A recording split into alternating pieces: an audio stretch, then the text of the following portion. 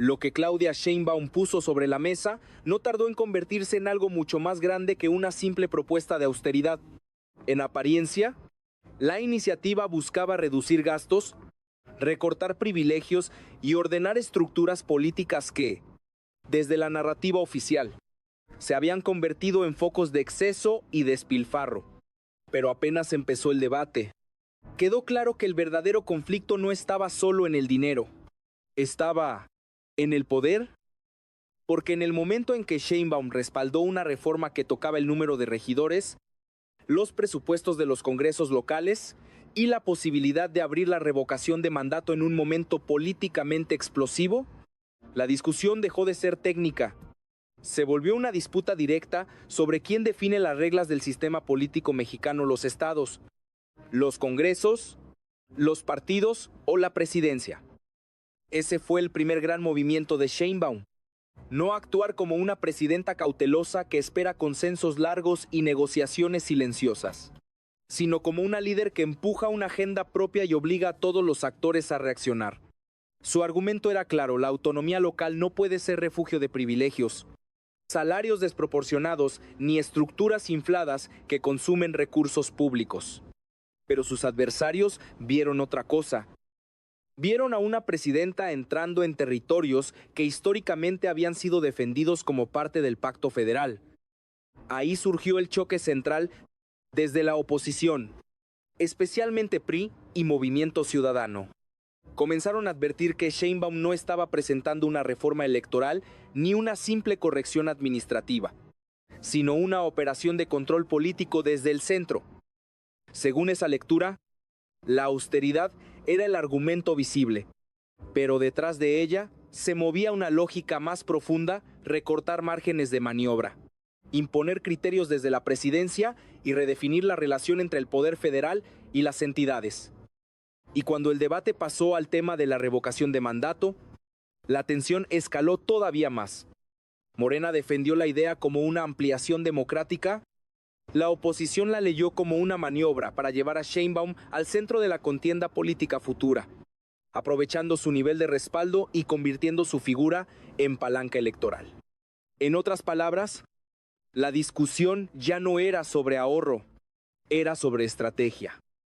Por eso este episodio importa tanto, porque detrás de cada argumento sobre presupuestos, regidores o reglas electorales, lo que realmente empezó a revelarse fue la forma en que Claudia Sheinbaum piensa ejercer el poder, y esa lógica no tardó en encender alarmas, resistencias y cálculos dentro y fuera del oficialismo. Para entender por qué la jugada de Claudia Sheinbaum generó una reacción tan intensa, hay que mirar el terreno en el que decidió intervenir. No se trata solo de una reforma puntual, sino de un sistema completo de equilibrios construido durante décadas. El federalismo mexicano no es un detalle técnico, es una estructura que define quién manda, quién gasta y quién decide en cada nivel del poder. Y ahí es donde Sheinbaum entra con fuerza. Su planteamiento parte de una premisa estratégica muy clara: el problema no está solo en el centro, también está en los estados. Desde su perspectiva, existen congresos locales con presupuestos inflados, regidores con salarios desproporcionados y estructuras que, lejos de servir a la ciudadanía, funcionan como redes de reparto político. Bajo esa lógica, intervenir no es una intromisión, es una corrección. Pero esa lectura choca directamente con otra visión del poder. Para la oposición, lo que está en juego no es el ahorro, sino la soberanía. Argumentan que cada estado tiene el derecho de definir su organización política, sus presupuestos y sus reglas internas, y que cualquier intento de imponer criterios desde la presidencia rompe con el pacto federal que históricamente ha sostenido al país. Ahí aparece la primera capa profunda del conflicto. Claudia Sheinbaum no está simplemente proponiendo recortes, está cuestionando la forma en que se ha ejercido el poder en lo local durante años. Y al hacerlo, también está enviando un mensaje hacia dentro de su propio movimiento. Porque Morena no solo gobierna desde el centro, también tiene presencia en múltiples estados. Y eso abre otra pregunta incómoda. ¿Hasta dónde está dispuesta Sheinbaum a disciplinar incluso a los suyos? La narrativa oficial insiste en que todo se trata de austeridad republicana, de reducir privilegios para liberar recursos que puedan destinarse a programas sociales, infraestructura y desarrollo regional. Es un argumento que conecta con una parte importante de la ciudadanía, pero en política, los argumentos nunca viajan solos. Siempre vienen acompañados de consecuencias. Y esas consecuencias empiezan a sentirse en distintos frentes. Por un lado, los congresos locales ven amenazada su autonomía presupuestal. Por otro, los partidos de oposición detectan un patrón. Cada ajuste propuesto por Sheinbaum parece concentrar más capacidad de decisión en el centro. Y al mismo tiempo, dentro del propio bloque oficialista, surgen tensiones sobre hasta qué punto esta estrategia puede generar costos políticos innecesarios. Luego, está el factor más delicado: la narrativa histórica. Voces críticas han empezado a enmarcar esta reforma como un retroceso hacia el centralismo, evocando debates del siglo XIX sobre el modelo de nación. Puede parecer exagerado, pero en política los símbolos importan. Y cuando una reforma empieza a ser interpretada como una amenaza al equilibrio federal, el terreno deja de ser técnico y se vuelve ideológico. En medio de todo esto, Sheinbaum mantiene una posición firme. No retrocede en el discurso. No suavipe el mensaje. Insiste en que la autonomía no puede justificar abusos y que el Estado debe establecer criterios generales para evitar excesos. Esa insistencia no es casual. ¿Es parte de una construcción de liderazgo? Porque cada vez que sostiene esa línea, está enviando otra señal: ¿su presidencia no será pasiva? Y justo ahí es donde el conflicto empieza a escalar hacia un nivel más peligroso. Porque cuando una reforma deja de ser vista como un ajuste y empieza a interpretarse como una redefinición del poder, las reacciones dejan de ser defensivas y se vuelven ofensivas. La tensión acumulada no tardó en estallar. Lo que comenzó como una discusión técnica sobre presupuestos y regidores se transformó en un enfrentamiento abierto entre visiones de país. Y en el centro de esa explosión, otra vez, estaba Claudia Sheinbaum. El punto de quiebre llegó cuando la oposición decidió cambiar el eje del debate. Ya no se trataba solo de si había privilegios o no. Se trataba de algo más profundo: si la presidenta estaba cruzando una línea al intervenir en decisiones que, históricamente, pertenecían a los estados. Y ese cambio de narrativa fue clave, porque convirtió a Sheinbaum en el foco directo del conflicto. Las críticas se volvieron más duras. Desde distintos frentes comenzaron a acusarla de querer concentrar poder, de utilizar la austeridad como pretexto y de empujar una reforma que, en realidad, no era electoral, sino política. El mensaje era claro: esto no es un ajuste, es una reconfiguración del sistema. Pero Sheinbaum no retrocedió. Al contrario, desde su posición, la ofensiva tenía lógica. Si el argumento de la oposición era defender la soberanía local, el suyo era confrontar directamente los excesos: regidores con salarios altos, congresos costosos, estructuras infladas. Cada uno de esos elementos se convirtió en un punto de presión. Y cada vez que se ponía sobre la mesa un caso concreto, el debate dejaba de ser abstracto. Ahí es donde la estrategia empezó a tomar forma. Porque al llevar la discusión al terreno de los privilegios, Sheinbaum obligaba a sus adversarios a defender posiciones incómodas. ¿Cómo justificar salarios elevados en municipios con carencias? ¿Cómo defender presupuestos altos en congresos locales cuestionados por opacidad? Esa tensión discursiva empezó a inclinar la narrativa en ciertos sectores. Pero al mismo tiempo, abrió otro frente aún más delicado: la revocación de mandato. Ese elemento cambió completamente el ritmo del conflicto. Lo que Morena presentó como una herramienta democrática, la oposición lo interpretó como una jugada estratégica de alto riesgo. Según esa lectura, permitir que la presidenta pudiera participar políticamente en un proceso de revocación en 2027 no solo abría la puerta a su presencia en campaña, la colocaba directamente en el centro del juego electoral. Y ahí apareció una nueva sospecha. ¿Era realmente una medida para empoderar a la ciudadanía? ¿O era una forma de capitalizar el alto nivel de aprobación de Sheinbaum y convertirlo en ventaja política para su movimiento? Esa pregunta empezó a circular con fuerza, no solo en la oposición, sino incluso en algunos sectores del debate público. La reacción fue inmediata. Se habló de trampa, de riesgo institucional, de uso político del mecanismo democrático. Y lo más interesante es que el conflicto dejó de ser lineal. Ya no era solo gobierno contra oposición. Empezaron a aparecer fisuras internas, dudas estratégicas y cálculos cruzados. Porque en el fondo, lo que estaba en juego era mucho más que una reforma. Era el equilibrio del poder en el corto plazo. Y justo cuando parecía que el debate no podía escalar más, empezó a revelarse algo todavía más importante: la lógica estratégica detrás de cada uno de estos movimientos. Cuando se observa el movimiento completo, la pregunta deja de ser si Claudia Sheinbaum busca ahorrar recursos. La pregunta real es: ¿qué está construyendo políticamente con esta serie de decisiones? Porque si se conectan las piezas austeridad, intervención en estructuras locales, reducción de cargos, presión sobre presupuestos y la introducción de la revocación de mandato en un momento estratégico, aparece un patrón. No es una acción aislada, es una arquitectura. Primero, el eje de la austeridad. Este no es solo un discurso económico, es una herramienta política. Al centrar la narrativa en los privilegios, Sheinbaum redefine el terreno del debate. Obliga a sus adversarios a moverse en un campo incómodo, donde cada defensa puede parecer una justificación del exceso. Y eso tiene un efecto inmediato: debilita la legitimidad del argumento opositor sin necesidad de confrontarlo directamente en términos ideológicos. Segundo, el control del timing. Nada de esto ocurre en un vacío. La discusión aparece en un contexto donde el capital político de Sheinbaum es alto. Eso no es menor. Impulsar reformas sensibles en un momento de fortaleza permite absorber mejor el costo del conflicto. Y más aún, convierte la confrontación en una demostración de liderazgo.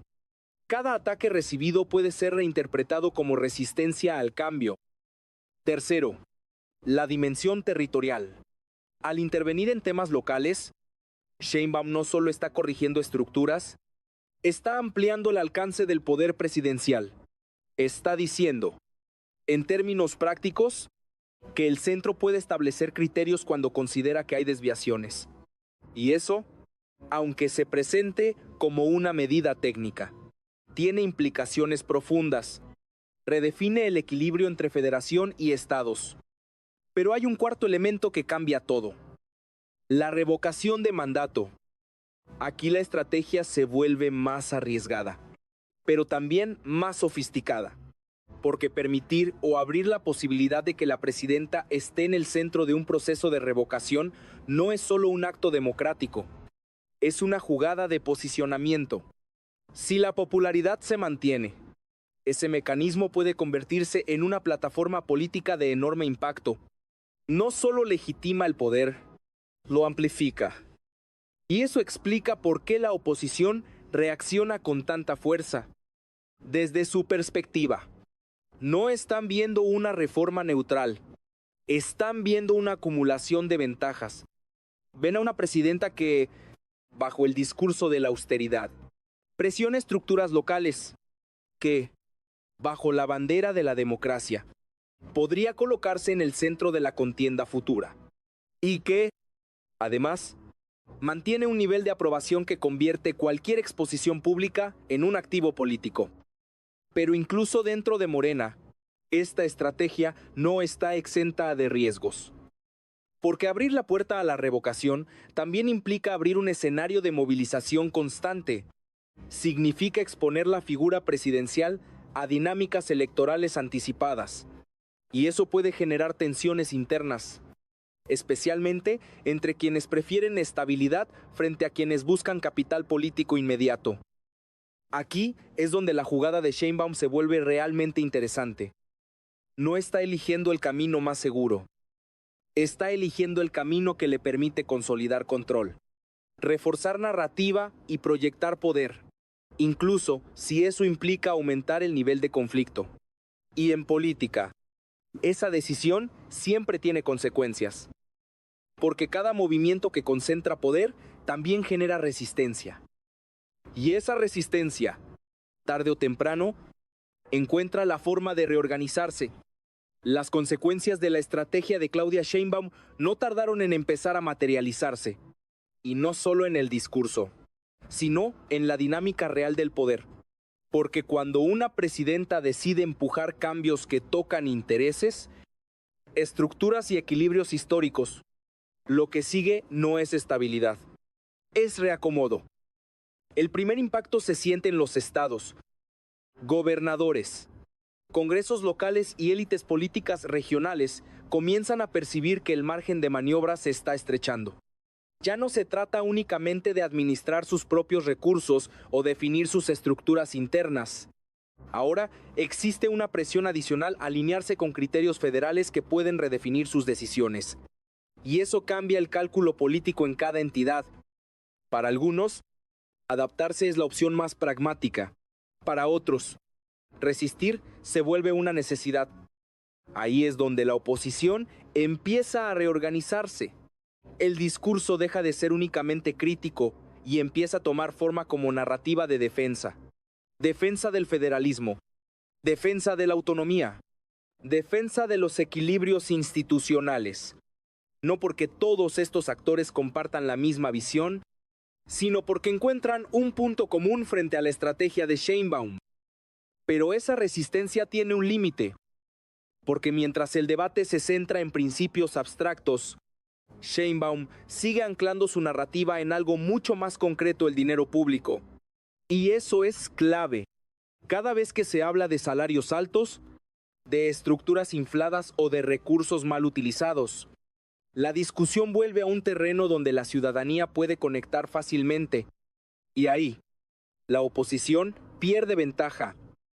Sin embargo, el segundo impacto es más complejo. Se da dentro del propio oficialismo. Porque aunque Morena respalda en bloque la agenda presidencial, no todos los actores tienen los mismos intereses. Algunos ven en esta estrategia una oportunidad para fortalecer el proyecto político.